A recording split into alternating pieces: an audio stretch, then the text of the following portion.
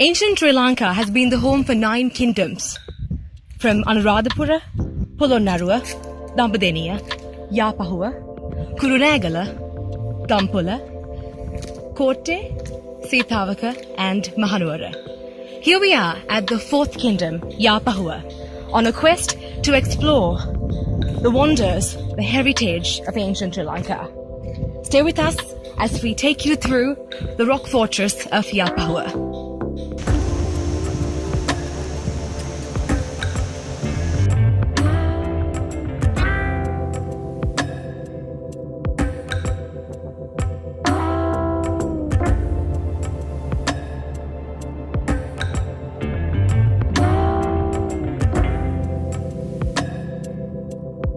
We've climbed 3 flights of stairs and stop 1 is at the middle of the 3rd flight of stairs. As you can see right behind me, we have the most iconic and characteristic lion of the Yapahuwa Fortress.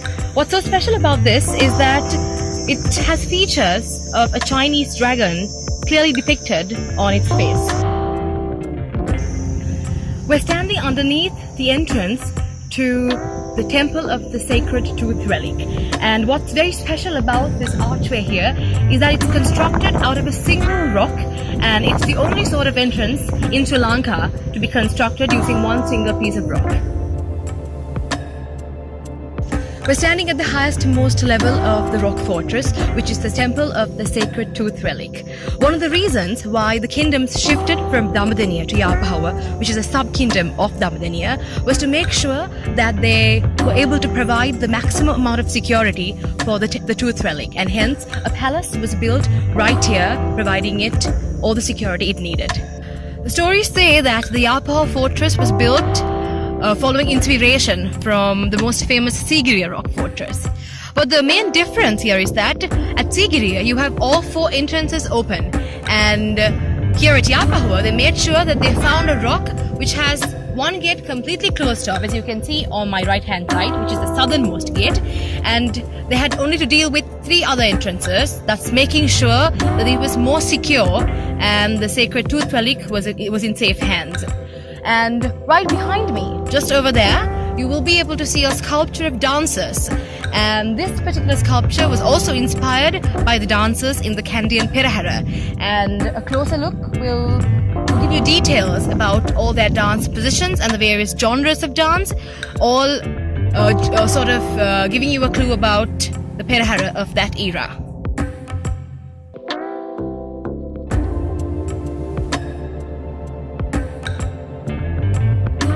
300 steps later, here we are, almost at the summit of the Yapahuwa Fortress.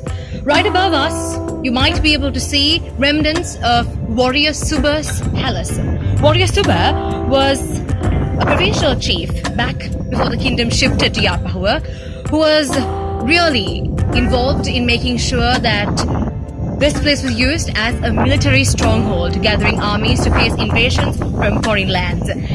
Although there are traces of human civilization back from the prehistoric era, the Mahavansa's first information about Yapahuwa dates back to the era of Chief Suba.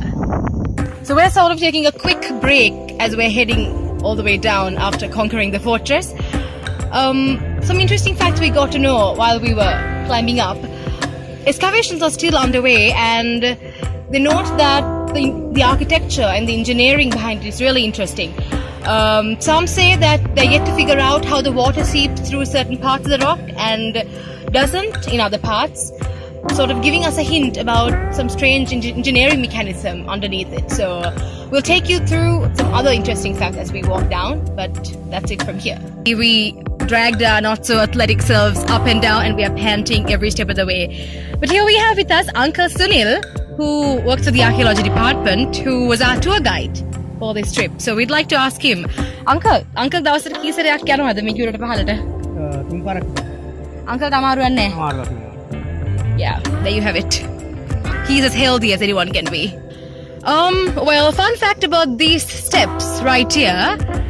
Well, I'm not sure that you can see from up there, but the angle between the 2 surfaces here is exactly 70 degrees to make sure that all invaders found it really difficult to climb up all the way to the top.